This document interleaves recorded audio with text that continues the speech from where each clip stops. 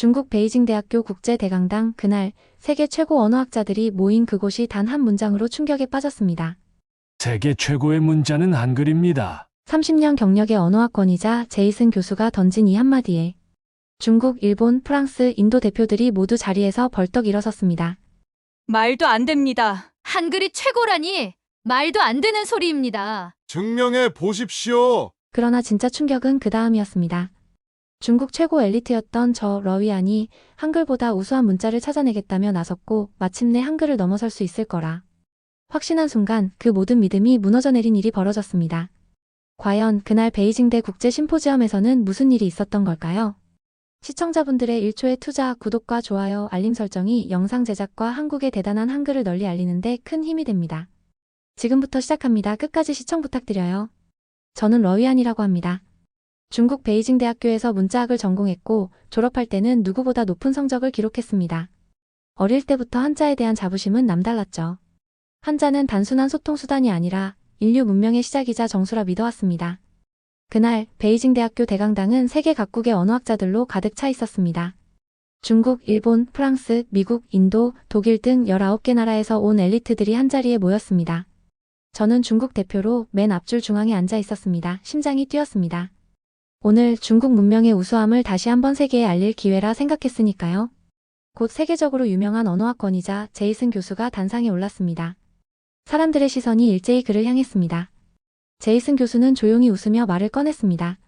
30년 동안 세계 곳곳을 돌며 문자 체계를 연구해 본 결과 저는 확신하게 되었습니다. 세계 최고의 문자는 바로 한글입니다. 그 순간 대강당은 숨소리조차 멎었고 저는 그 자리에서 얼어붙었습니다. 저는 속으로 말했죠. 한글이라고 했습니까? 다른 나라 대표들도 술렁였습니다. 일본 대표는 헛기침을 했고 프랑스 대표는 고개를 갸웃거렸습니다. 하지만 저에게는 그것들이 문제되지 않았습니다. 제 귀를 의심할 정도로 충격적이었습니다. 말도 안 되는 소리야. 저는 이를 악물었습니다. 한자는 5,000년 동안 동아시아 문명을 이끈 근원입니다. 한국이라는 작은 나라의 문자가 그 위대한 한자를 넘어섰다는 말을 어떻게 받아들일 수 있겠습니까? 제이슨 교수는 단호했고 조금의 망설임도 없이 말을 이었습니다. 오늘 이 자리에서 한 가지 과제를 드리겠습니다. 한글보다 우수한 문자를 논리적으로 증명해 보십시오. 그 말에 대강당은 다시 한번 술렁였으며 학생들끼리 속삭이는 소리가 들려왔습니다. 저는 주먹을 꽉 쥐었습니다. 좋아, 받아들이지. 중국 문명의 위대함을 반드시 보여주겠어. 제 안에서 무언가 불타오르기 시작했습니다. 그 순간 저는 몰랐습니다. 이 도전이 제 인생을 송두리째 흔들어 놓게 될 거라는 사실을요. 저는 심포지엄이 끝나자마자 자리를 박차고 일어났습니다. 가슴 깊은 곳에서 치밀어 오르는 분노를 억누를 수 없었죠. 한글이 세계 최고의 문자라니 이런 모욕을 어떻게 참겠습니까? 자부심 강한 중국인으로서 또 문자학을 평생 연구해온 사람으로서 저는 견딜 수가 없었습니다. 중국의 속국이 만든 조잡한 문자 따위가 어찌 우리 한자 앞에 설 수 있겠습니까? 저는 혼잣말처럼 내뱉었습니다. 옆자리에 앉아있던 장 교수는 제 어깨를 두드리며 낮게 말했습니다. 러위안, 너무 감정적으로 생각하지 말게. 이건 학술적인 논쟁일 뿐이야. 하지만 저는 고개를 저었습니다. 장 교수는 이해하지 못했습니다.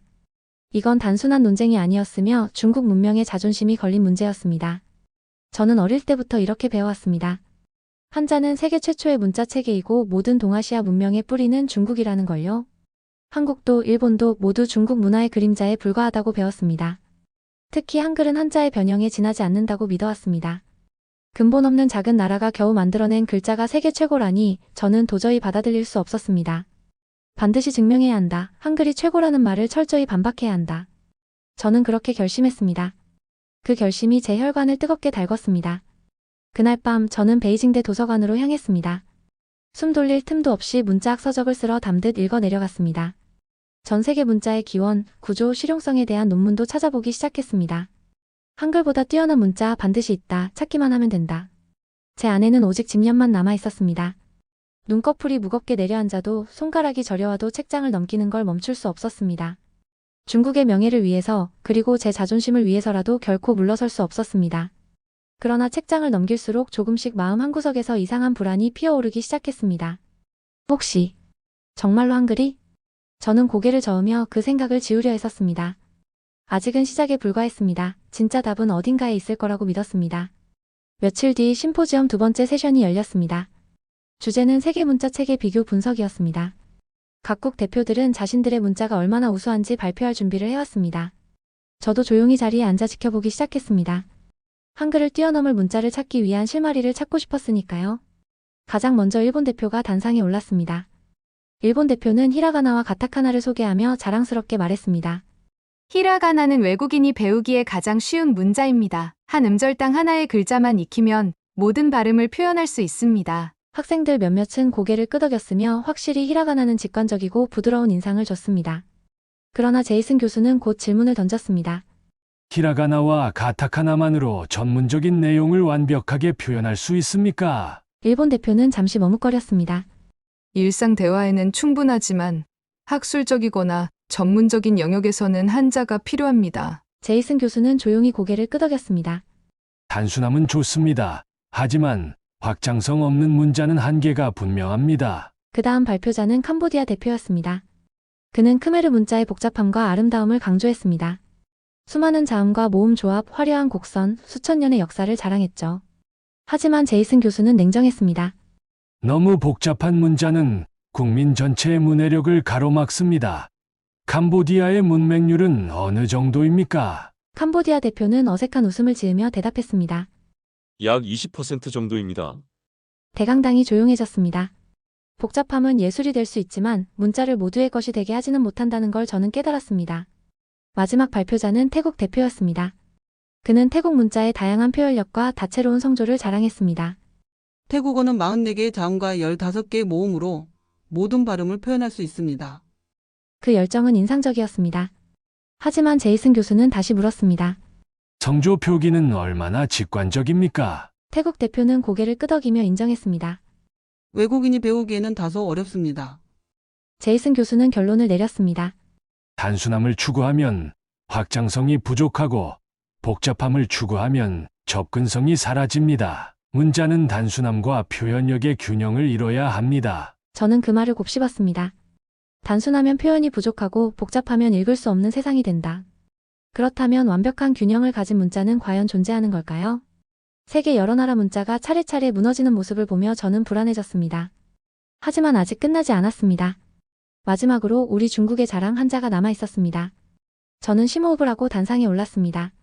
지금 이 순간만큼은 제 인생에서 가장 중요한 시간처럼 느껴졌습니다. 저는 러위안입니다.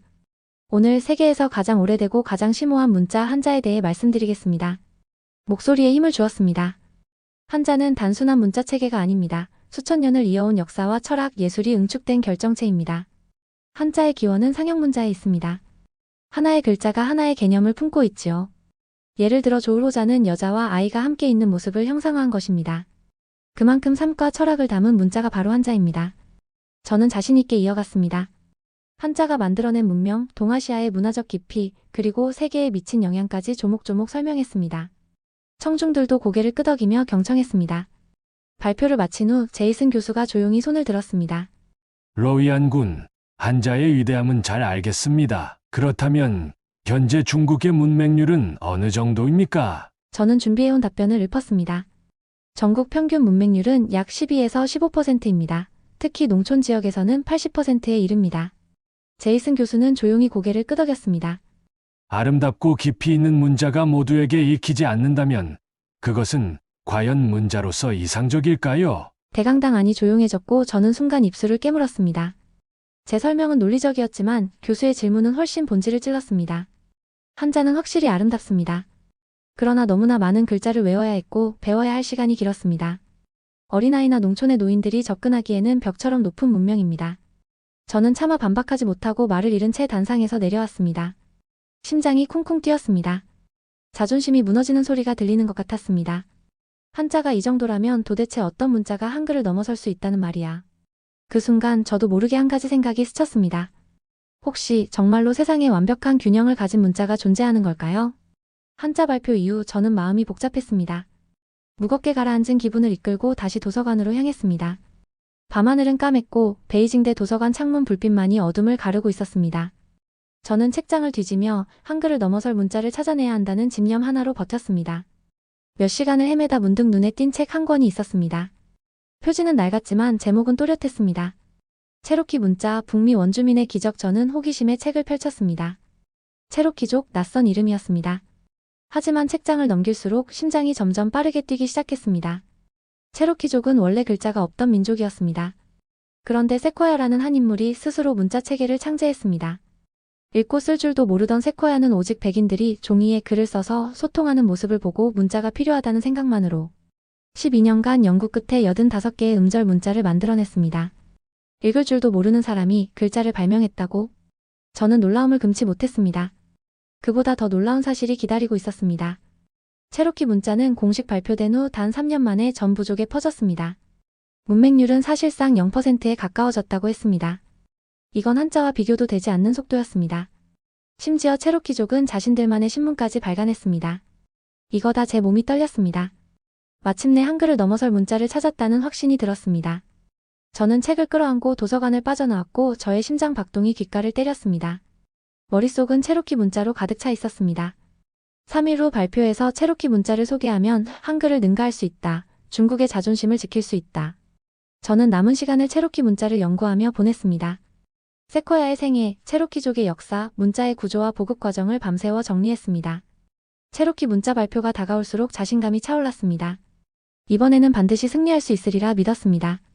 그리고 세상을 놀라게 할 준비가 되어 있었습니다. 드디어 체로키 문자를 발표하는 날이 찾아왔습니다. 저는 베이징대 대강당 단상 위에 섰습니다. 손에는 수십 장의 발표 자료가 들려 있었고 심장은 빠르게 뛰고 있었습니다. 체로키 문자가 가진 놀라운 이야기와 구조를 전 세계 앞에서 소개할 수 있다는 생각에 가슴이 벅찼습니다. 여러분, 체로키 문자는 북미 대륙의 작은 민족이 만든 위대한 문화적 기적입니다. 저는 세코야의 이야기를 차분히 설명했습니다. 문맹이었던 세코야가 오로지 관찰과 노력만으로 음절 문자를 창제한 사실. 그리고 단 3년 만에 체로키족 전체가 글을 읽고 쓸 수 있게 되었다는 놀라운 기록을 강조했습니다. 체로키 문자는 복잡하지 않으면서도 직관적입니다. 단 85개의 음절 조합으로 체로키어 전체를 표현할 수 있었습니다. 슬라이드를 넘기자 체로키 신문, 체로키 피닉스의 모습이 대형 화면에 등장했습니다. 관객석에서는 작은 탄성이 흘러나왔습니다. 어디서도 본 적 없는 순수 민중이 만든 문자의 성취에 모두가 감탄하는 눈치였습니다. 발표를 마치자 대강당은 우레와 같은 박수로 가득 찼습니다. 몇몇 참가자들은 자리에서 일어나 손뼉을 쳤습니다. 드디어 나왔다. 한글을 넘을 수도 있겠는데? 저는 심장이 터질 것 같았습니다. 모든 준비가 헛되지 않았음을 느꼈습니다.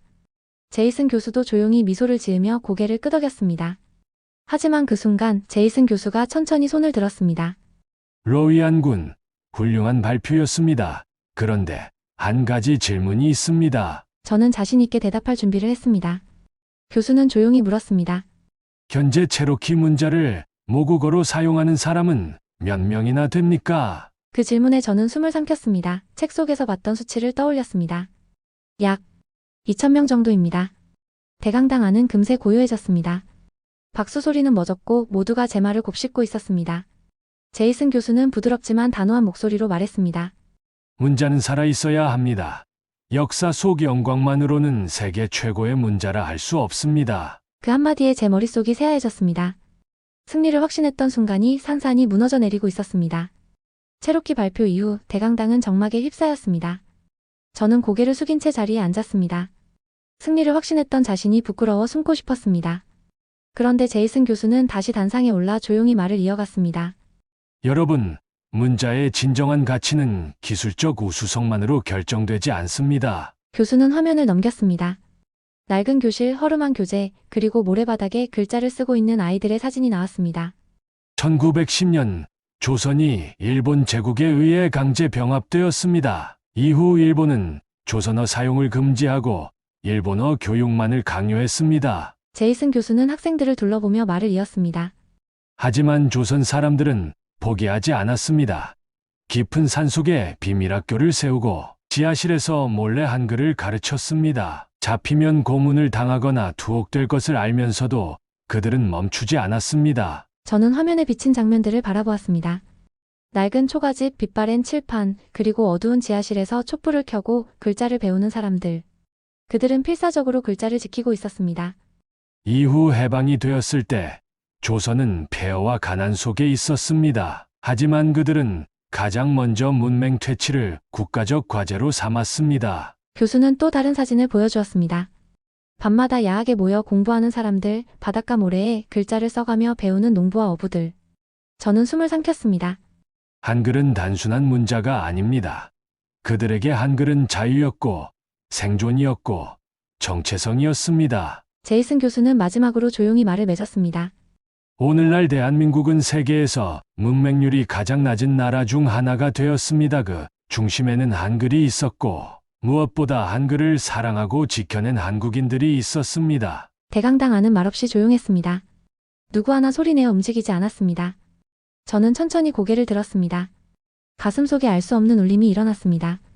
지금까지 제가 보았던 문자의 의미가 송두리째 뒤집히는 느낌이었습니다. 심포지엄이 끝난 뒤 저는 홀로 베이징대 캠퍼스를 걸었습니다. 가을밤의 공기는 차가웠지만 제 머릿속은 온통 뜨거운 생각으로 가득 차 있었습니다. 오늘 하루 동안 제 신념이 완전히 무너졌습니다. 세상을 당연하듯 바라보던 시선이 송두리째 흔들린 것입니다. 문자는 단순히 편리한 도구가 아니구나. 저는 그렇게 생각했습니다. 글자는 민족의 혼이고 삶이고 자유였던 것입니다. 한글을 바라보던 오만한 눈빛이 부끄러워 고개를 들 수가 없었습니다. 며칠 동안 저는 도서관에 틀어박혀 한글에 대한 책을 읽기 시작했습니다.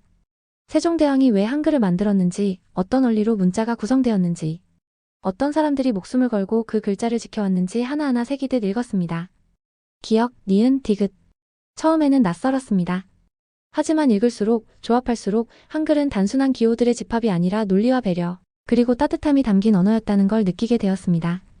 한글은 소리를 담고 생각을 담고 사람을 담는 문자구나. 저는 혼잣말을 하며 책장을 넘겼습니다. 그리고 깨달았습니다. 한글은 세종대왕 혼자 만든 것도 조선시대 양반들이 강요한 것도 아니었습니다. 백성들이 사랑하고 지키고 목숨 걸고 이어온 산 역사였습니다. 시간이 흐를수록 저는 한글을 배우는데 몰입했습니다. 어느새 간단한 문장은 읽고 쓸 수 있게 되었고 길거리를 걸으며 한글 간판을 읽는 재미에 빠졌습니다. 학교 식당에서 김밥이라는 글자를 처음 읽었을 때 왠지 모를 감동이 밀려왔습니다. 단순한 음식 이름 세 글자 속에도 수백 년을 버텨낸 이야기들이 숨어 있다고 생각하니 가슴이 뭉클했습니다. 이제 저는 자신 있게 말할 수 있습니다. 한글은 세종이 만들고 백성이 지켰고 세계가 배우는 문자입니다. 그리고 저 러위안 역시 그 경외심을 품은 사람 중 하나가 되었습니다. 저는 지금도 종종 생각합니다.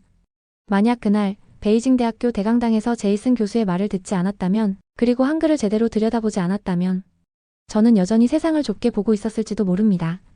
한글은 단순한 문자가 아니었습니다.